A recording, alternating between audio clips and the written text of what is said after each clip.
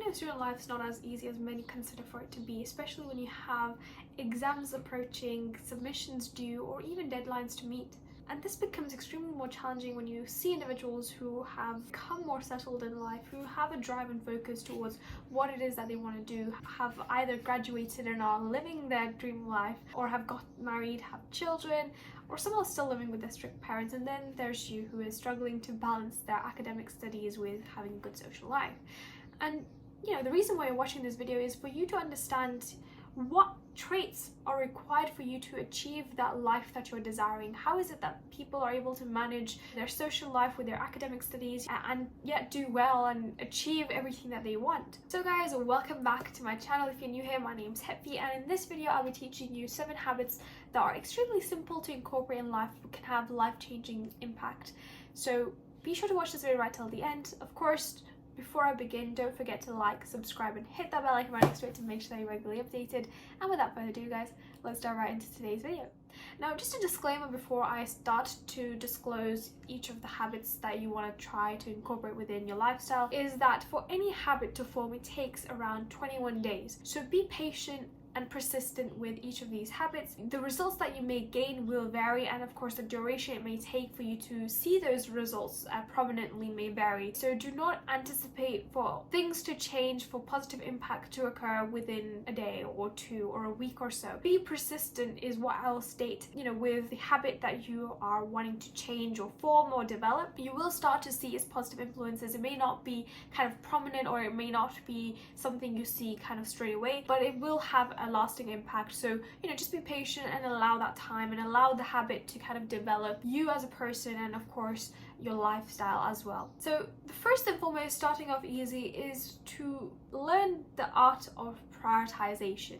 And this can be extremely crucial, and this is something that I again and again would encourage you to do the night before, is to plan out what it is that you want to do the next day. To revise a particular topic, subject, module, prepare the resources in advance. What this will do is this will mentally and physically have you prepared for the next day, so that when you come about to revise, you'll have just the things that you'll need and you can just start revising, rather than on the day having to figure out where to get the resources from, what resources you'll require, what subject it is that you're wanting to study. You can prevent yourself from all that hassle if you've already prepared what it is that you want to do the following day. Now, whenever you're planning your day, you could do this in the morning as well. If you can't prepare or plan the night before, a to-do list or just a brief bullet point of all the things you wish to have accomplished by the end of the day, as well as the things you feel you could avoid or you could consider not doing at that moment in time because it's not necessary or it's not important or it's not due, so that you're not wasting your energy and time in doing something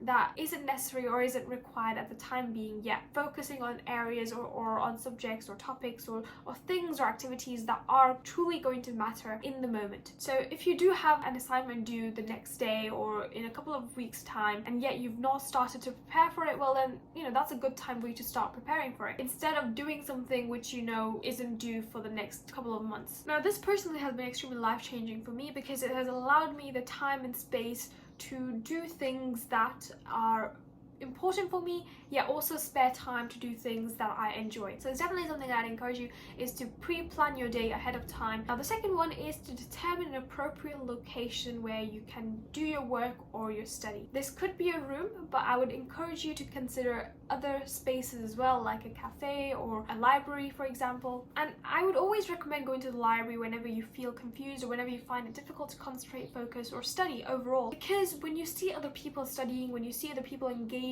in doing their work, it kind of draws a bit of pressure on you to also do the work. So it's very important that you're selecting a particular location which you know works best for you. Number 3 is to start preparing ahead of time. It's very important that you're not leaving your revision the night before your exam. Make sure that you're giving yourself sufficient time to actually learn and retain the content. Whilst cramming in the night before may allow you to successfully pass your exam that you have the next day, it will not prepare you for a bigger exam that you may have at the end of the year. Often enough, students will have mock exams or have midterm exams before their actual real exam that might be at the end of the year. So it's important that you're not only revising for the exam that you have the following day, but also revise as such so that when you have your big exam, which might be in a couple of months' time, you're not having to go through the entire module again, because you will have retain some of the information that when you actually come about to revise that particular module, you only have to go through it kind of very briefly to kind of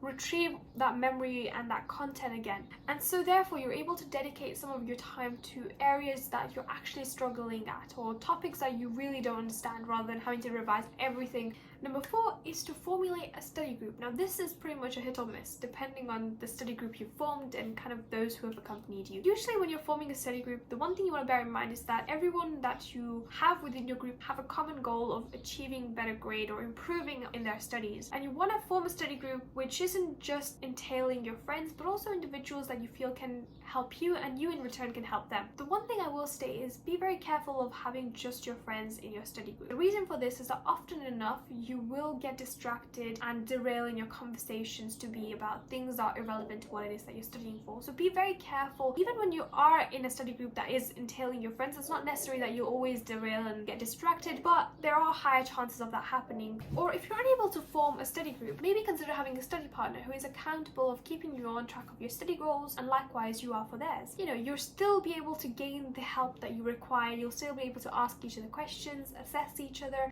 bounce ideas off each other. You could still do all that with a study partner as well. This way you'll have at least someone to approach and ask for help, seek advice. Number 5 is to learn the art of applying the knowledge. And this is something that often students complain of when they go into exams, is that what they've learned is nothing like what they've been assessed on. And that's not true. The thing with what we learn is that, we are gaining that information, we're gaining the basic principles of that topic, of that module. It is then for us to then expand our knowledge, our learning, and draw connections with what we've learned and apply that knowledge.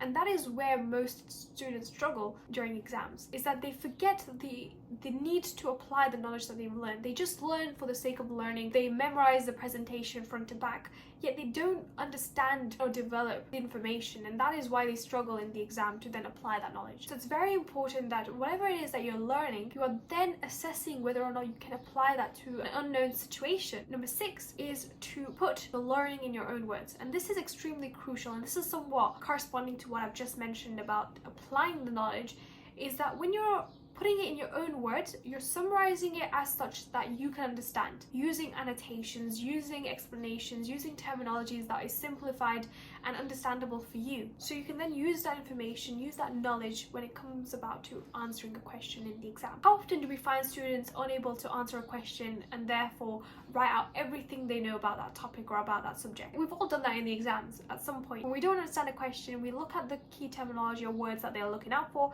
and then whatever we think we know or understand of that subject matter, we just write everything just to attain a few marks, if not all. So it's very important that you're understanding what it is that you're learning, and that can only be when you're learning to write it out in your own words, to explain it in your own words, using images, using acronyms, examples. That is what will draw those connections in your mind in order to allow you to retain the information for a much longer duration. And number 7, finally, and this is one that I've again and again mentioned, I have discussed it in my previous video as well, is to ask for help. When you know that you're struggling with a particular module, subject, topic, it's extremely important that you're reaching out and asking individuals for help, whether that is your lecturers or professors, your peers, your friends, your colleagues, whoever that might be that can explain it and help you out. Make sure that you're asking for their help. So guys, that is it for this video. I really hope you've gained something out of this video. If there are any questions or queries, guys, like always, drop them in the comment section and I'll try my best to get around to answering as many as I can. And I'll see you all in my next video. Take care. Bye.